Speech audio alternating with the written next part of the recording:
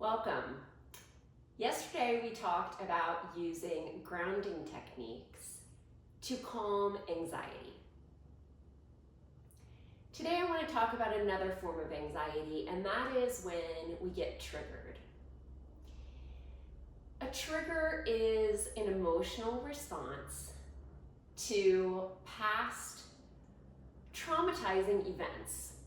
So it might have been a physical event, such as a car accident or any physical event. Or it might have been an emotional event, like a breakup, an argument, maybe getting let go from a job. And it can be anything. It can be a flash of light. It can be a nightmare. It can be a song. It can be driving by a certain place. It can be words spoken in a certain tone. It can be a certain word. Anything can be a trigger. It's something that sets off an emotional response within you that stirs up that same emotional feeling that you had the day that whatever that happened to you happened. And it feels very real, as if it's happening again. So it stirs up a lot of that anxiety within. When that happens, it triggers the amygdala in the brain, which then sets off your fight or flight response. When the fight or flight response is triggered in the brain, thoughts become distorted. When thoughts become distorted, we often say or do things that are irrational. So we might say or do something that we don't mean, or that is harsh, or that we later regret.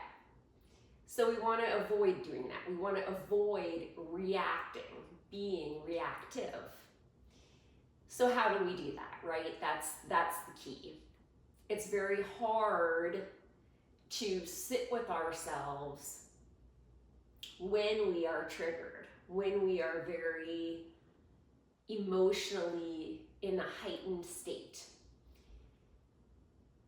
So the first thing is being aware that we have been triggered. The second state is learning to use our breath. That's the first go-to. So just use that deep breathing technique, breathing in all the way through the nose, pausing, and then breathing out through the nose. Okay, why is that so important? Well, when we go into that state of fight or flight, it's because the nervous system is dysregulated.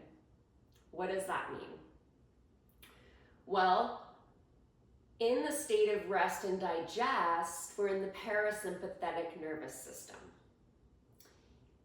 In the fight or flight, we're in the sympathetic nervous system. So in the sympathetic nervous system, we're only meant to be in the sympathetic nervous system short term. It's meant to save our lives. So if you have to run from danger, sprint away from a bear that's chasing you, for example, that is what that is meant for. However, when we're triggered emotionally, often we're in that state of sympathetic nervous system for a long period of time. And so our nervous system is very dysregulated. And so what happens is our digestive system is out of kilter. We often have irritable bowel syndrome, and we can become very physically ill as a result. We also don't function as well mentally. We don't have clarity. We become very reactive to situations. And it can lead to other problems. We can have brain fog, can lead to sleep problems, sleep disorders. And so we need to learn to manage these triggers. So we can do that by first going to the breath. The breath will bring us back down into the parasympathetic nervous system. We can then learn to respond rather than react. The other thing we can do is learn to self-soothe these triggers when they occur. So whatever that means to you, listening to calming music, taking a warm bubble bath, going outside is a great one. Exercising, some people like to do fast-paced exercising, boxing, running, lifting weights. Other people like gentle exercise, yoga, taking a walk, hiking, forest bathing. That means walking in the woods. Whatever works for you. Meditation is a great go-to. Going within. Whatever's going to calm your nervous system. Sometimes interacting with a hobby. If you like woodworking, jewelry making, baking, coloring in an adult coloring book. All these things are great tools. But before you revisit a conversation, especially with a loved one or a coworker, take a moment and regulate your nervous system. Come down out of that state of fight or flight, because you cannot have a logical conversation in that state of fight or flight, whether it's with your child, your loved one, your coworker, your friend. So that's my tip for the day on dealing with emotional triggers. Thank you to those who have subscribed. If you haven't yet, please hit that subscribe button.